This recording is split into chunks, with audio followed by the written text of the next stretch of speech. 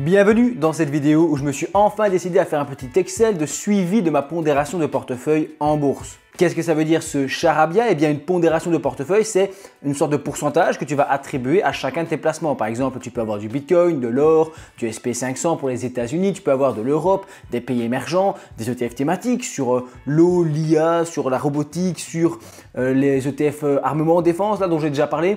Il y a plein de choses que tu peux prendre et au final, si tu commences à multiplier les placements comme moi, il faut faire absolument une pondération bien claire et bien stricte. D'ailleurs, dans toute stratégie, il faut le faire et essayer de la suivre. Je ne suis pas très bon élève à ce niveau-là, je l'avoue. Et du coup, ici, je vais te présenter un petit peu un portefeuille que j'ai créé. J'en ai plusieurs, mais celui-ci, c'est un assez basique. Enfin, basique non, il est assez complexe. J'ai plein de placements dedans. Et ensuite, j'essaie d'équilibrer ça. C'est ma pote interne, évidemment. Aucun conseil d'investissement, évidemment, comme d'habitude. Aucune recommandation d'achat, de vente, de stratégie ou de quoi que ce soit ou de pondération, n'est-ce pas? Puisqu'ici, en plus, je vais montrer un portefeuille avec une répartition bien spécifique. C'est pour l'exemple. Et en aucun cas, c'est une recommandation. Aucun conseil. Je ne suis pas expert, je suis un simple particulier. Tu dois absolument faire tes propres recherches et comprendre qu'investir comporte des risques de perte en capital. Allez lire mon disclaimer en description. On se retrouve sur mon écran. La pondération, c'est vraiment essentiel quand tu investis en bourse, en crypto-monnaie ou en tout ce que tu veux, puisque ça va te permettre de traquer un petit peu où tu en es dans tes investissements. Tu peux faire ça une fois par mois, une fois tous les 6 mois, une fois par semaine, une fois par an. Tout dépend de la fréquence d'investissement et aussi de comment la bourse évolue. Par exemple, si tu veux 10% de pays émergents et que tu te rends compte que l'Inde surperforme une année par exemple et devient incroyable, tu vois, la manière un peu de la Chine dans les dernières décennies, et tu te rends compte que finalement l'Inde qui devait valoir 10% dans les pays émergents vaut maintenant 15 ou 20%.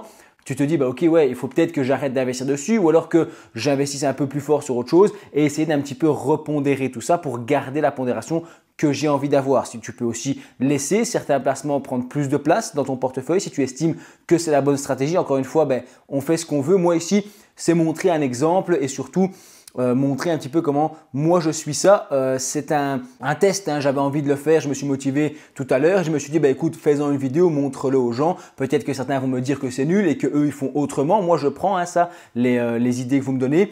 Encore une fois, moi, je suis créateur de contenu, donc des ETF, des placements, j'en ai plein. Je les multiplie parce que je prends plaisir à investir et que, voilà, si ça performe pas de ouf, c'est pas grave puisque j'aime bien posséder les placements pour pouvoir ensuite en parler en vidéo. C'est ça mon loisir, tu dois comprendre. Et donc, c'est pas forcément un portefeuille optimisé, loin de là, surtout pour les investisseurs passifs puisque moi, tu vas voir qu'ici, j'ai pas mal de choses à suivre.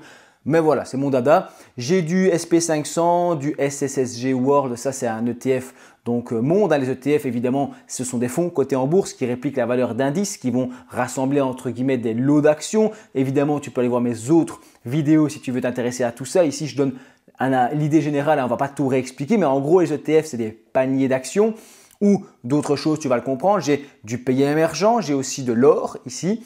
ETC, donc là c'est différent, ce n'est pas des actions, c'est l'émetteur, l'entreprise qui va acheter ici de l'or et le stocker pour moi et moi je peux acheter une part de cet or, donc je suis indirectement propriétaire d'or via la bourse.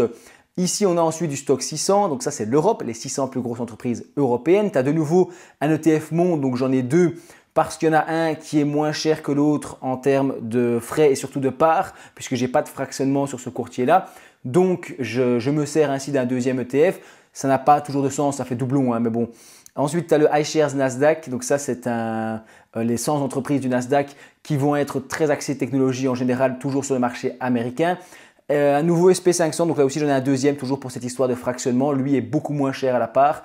Un ETC argent, puisque tu as l'or en métal précieux et tu as aussi l'argent qui performe un peu moins, mais qui peut devenir une ressource intéressante à l'avenir. Tu peux te renseigner là-dessus. J'ai ensuite un ETF Inde, un ETF top 20 SP500 qui va se focaliser sur les plus grosses entreprises du SP500. Ça, c'est un petit peu un pari puisque l'ordre économique mondial peut évoluer ici et peut-être qu'on aura l'émergence de moyennes entreprises, de petites entreprises qui vont revenir sur le devant de la scène au détriment des géants qu'on a connus et des 7 magnifiques et tout ça avec Apple, Google et compagnie. Perso, j'y crois moyen, donc j'aime quand même bien un petit top 20 SP500. On verra ce que ça donne, sachant que le top 20 du SP500 a fourni la majeure partie de la performance du SP500 ces dernières années. Et donc, finalement, est-ce que ça a du sens d'avoir tout le SP500? Je pense que oui, puisque j'en ai beaucoup plus en SP500 classique. Je pense que c'est plus diversifié. Le top 20, lui, prend beaucoup plus dans sa tronche lors des crises et il peut monter et performer plus. Est-ce que c'est pas trop tard? Bref, je ne vais pas rentrer dans ce genre de débat encore une fois. Ici, il n'y a aucun conseil et de toute façon, on n'est pas sur ce genre de débat. Derrière, Stock 50, là c'est l'Europe, mais c'est les 50 plus grosses entreprises uniquement qui ont l'euro dans la zone euro. Donc on va exclure la Suisse, le Royaume-Uni, ce genre de pays qui n'ont pas l'euro. J'ai un ETF sur la Chine, j'ai un ETF sur l'eau, puisque l'eau est un challenge de l'avenir. On parle de l'or bleu, donc c'est possible que plus tard, ces entreprises qui sont actives là-dedans, qui cherchent des solutions, qui innovent pour améliorer le processus au niveau du traitement de l'eau et de les économies d'eau, ça peut être intéressant. Donc c'est un petit pari que j'ai choisi de prendre. Il y a ensuite un ETF défense et un ETF défense européen. J'avais envie d'un peu tester les deux. C'est des ETF que je vais peut-être garder sur moins longtemps, peut-être pas sur 10 ans, sur 20 ans, peut-être sur 1 an ou 2. J'achète perso rarement des ETF pour les garder une semaine. En fait, je ne le fais jamais, d'accord, puisque ça peut déclencher, moi en Belgique, une taxe sur la plus-value qui n'aurait pas lieu d'être, même s'il y a peut-être un nouveau système. Mais bref, encore une fois, il ne faut pas que je m'égare. J'ai un peu d'actions. En fait, les actions, je tourne généralement à 4 ou 5 actions. J'aime bien avoir quelques actions en stock picking, des projets que je suis au fur et à mesure. Et lorsque je vois que j'ai fait un peu le tour après 1 an ou 2, souvent je les vends un petit peu, je récupère un peu de plus-value et derrière, je réinvestis vers d'autres actions. Ça, c'est vraiment pas forcément nécessaire, mais perso, j'aime bien pour chercher un peu plus de performance et pour m'intéresser à des cas un peu plus spécifiques ou des choses qui m'intéressent. J'avais pris ici du Google, Telix, LVMH et Nvidia, donc des actions classiques. Telix, je ne sais pas si tu connais, c'est une entreprise pharmaceutique qui sort apparemment des gros vaccins qui sont très bons là-dedans. Donc, je me suis un peu renseigné, je pourrais en faire une vidéo. Entreprise sympa, encore une fois, il faut faire tes propres recherches puisque ce n'est pas moi qui vais te dire dans quoi investir, j'insiste assez là-dessus. Du Google qui a quand même énormément chuté et moi je pense que ça peut être un spot intéressant. Je vois mal Google faire faillite, même si ce n'est pas impossible, mais ça m'a l'air quand même chaud. LVMH aussi, pour moi c'est quand même du lourd et Nvidia qui est incontournable. Donc j'ai profité un peu de certaines baisses pour investir dans quelques petites actions. J'aime bien, encore une fois, ça dépend vraiment du niveau de passion que tu as pour tes investissements. Ici, j'ai aussi un peu de Bitcoin pour 1000 € et du cash, seulement 300 sur ce portefeuille. Première étape, on va voir combien ça fait tout ça. Donc, je vais faire simplement une somme. Hop. Et cette somme, je vais prendre du coup le cash. Je vais point virgule prendre les cryptos.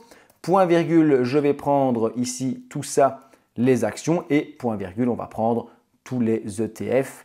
Enter. Donc c'est aussi simple que ça et tu as 12 960 €. Magnifique. Maintenant, je vais répartir ces placements dans un petit tableau de pondération. Donc au niveau du World, Exposition Monde, MSCI World ici, je voulais m'intéresser au All World. Dites-moi ce que vous en pensez en commentaire. Celui qui lui prend des actions du monde entier, contrairement au MSCI World qui prend uniquement des actions des pays développés. J'ai une réflexion là-dessus encore. Je suis encore en train de tester plein de choses. Moi, je vous ai déjà dit que je n'étais pas un expert. Alors le SSG World, ça c'est sur du World et j'en ai un deuxième donc qui est ici le iShares. Donc je vais prendre les deux, simplement faire une addition. Au niveau USA, je vais tout prendre pour savoir à quel niveau je suis, à quel point plutôt je suis exposé aux États-Unis. Donc je vais prendre ici mon petit SP500, je vais prendre le Nasdaq, je vais prendre le SP500, je vais prendre le top 20. Tout ça, je prends. Derrière, au niveau européen, qu'est-ce que j'ai? J'ai un petit Stoxx 50 qui traîne et j'ai aussi un petit Stoxx 600. Génial. Au niveau des pays émergents, j'ai pris quoi? J'ai pris les pays émergents qui sont ici. Donc ça, c'est un peu de tout. Et puis, j'ai un petit peu poussé sur l'Inde et sur la Chine récemment.